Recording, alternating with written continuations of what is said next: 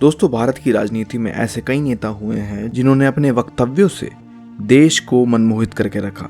लेकिन राजनीति सिर्फ वक्तव्यों से नहीं चलती, राजनीति चलती है विचारों से, और विचार ही एक ऐसी चीज होती है जो इंसान को बड़ा बनाते हैं। आज हम ऐसे शख्स के बारे में बात करने जा रहे हैं जिन्होंने अपने विचारों से भारतीय जनता पार्टी और देश को कामयाबी की ऊंचाइयों तक पहुंचा दिया। अटल बिहारी वाजपेयी, जिनके नेतृत्व में पहली बार भारतीय जनता पार्टी का ध्वज राष्ट्रीय सिंहासन पर लहराया और जिनकी बदौलत हमारा देश एक परमाणु देश बना और बहुत ही सशक्त हुआ। बात करते हैं उनके जीवन के बारे में। आप देख रहे हैं युग चरण न्यूज चैनल। उत्तर प्रदेश के आगरा के बटेश्वर का एक परिवार जब ग्वालियर चला गया, तब वहां 25 दिसंबर 1924 को कृष्ण बिहारी वाजपेयी के घर जन्म हुआ अटल बिहारी वाजपेयी का। पिता पेशे से एक टीचर थे और उनके 7 बच्चे थे, और ये एक बेहद ही साधारण परिवार था जिसके अंदर अटल सबसे छोटे थे। क्योंकि पिताजी की नौकरी ग्वालियर में थी, इसलिए अटल जी की शुरुआती शिक्षा, स्कूली शिक्षा ग्वालियर में ही हुई। उसके बाद वो कानपुर के DAV कॉलेज से पढ़े। दोस्तों, उन दिनों की बातें बहुत ही अलग थी। उन दिनों के संघर्ष आज के जैसे संघर्षों की तरह नहीं थे। उस वक्त देश एक बड़ी लड़ाई लड़ रहा था, जो थी आज़ादी की लड़ाई, और उसी लड़ाई के अंदर अटल जी भी जुड़ना चाहते थे। उनके आंतरिक जीवन की जो लड़ाई थी वो तो चली ही रही थी, साथ ही साथ उन्होंने देश की लड़ाई को भी उतनी ही तवज्जो दी जितनी उनकी आंतरिक जीवन को। और वकालत और MA करने के बाद Atal ji quit India movement से जुड़ गए, और इस भारत जोड़ो आंदोलन के साथ जुड़ने के साथ ही वो 23 दिनों के लिए जेल भी गए। बाबा साहेब आप्टे के संपर्क में आते ही अटल जी ने राष्ट्रीय स्वयंसेवक संघ को भी ज्वाइन कर लिया। ये रिश्ता वक्त के साथ और मजबूत होता गया, और आज़ादी के बाद जब जनसंघ की स्थापना हुई तो वाजपेयी जी उसके संस्थापकों में से एक थे। अटल बिहारी वाजपेयी इतना बड़ा राजनीतिक नाम बने, उसकी शुरुआत हुई 1957 से, जब अटल जी ने पहली बार संसद के अंदर अपनी बात कही।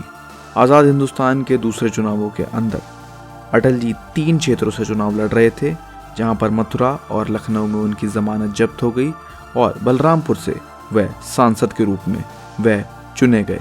और उसके बाद उनका राजनीतिक सफर शुरू हुआ, और वो देखते ही देखते 50 सालों तक भारतीय राजनीति के अंदर सक्रिय रहे और देश की सर्वोत्तम राजनीतिक कुर्सी यानी कि प्रधानमंत्री की कुर्सी तक भी पहुंचे।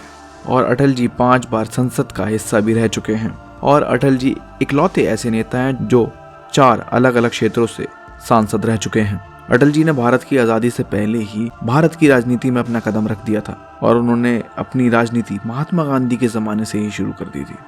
अटल जी एक बहुमुखी प्रतिभावादी व्यक्ति भी थे। वो न सिर्फ एक राजनेता थे बल्कि एक कवि भी थे, और अपनी कविताओं के माध्यम से उन्होंने काफ़ी बार राजनीतिक मुद्दों पर व्यंग रचा है। अटल जी जब पहली बार प्रधानमंत्री बने थे तब उनका राजनीतिक कार्यकाल 13 दिन तक चला था।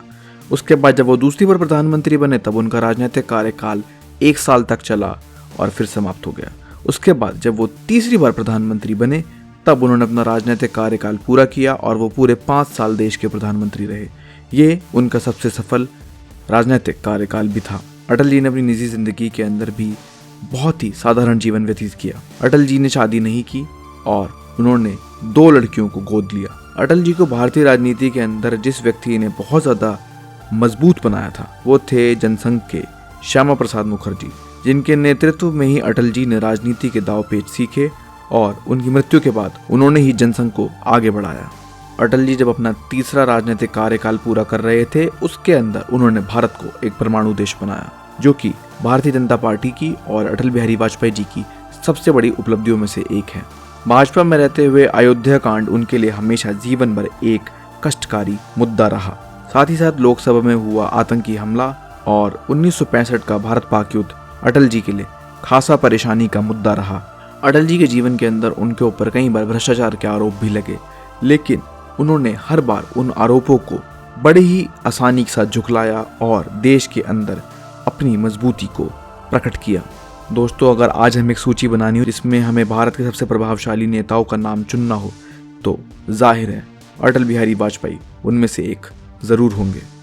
ये थी अटल बिहारी वाजपेयी की जीवनी। आप देख रहे थे युग चरण न्यूज चैनल। ये वीडियो अगर आपको पसंद आई हो तो उसे लाइक और शेयर जरूर करें। साथ ही साथ अपनी राय हमें कमेंट बॉक्स में ज़रूर बताएं। इस वीडियो को अंत तक देखने के लिए आपका बहुत बहुत धन्यवाद।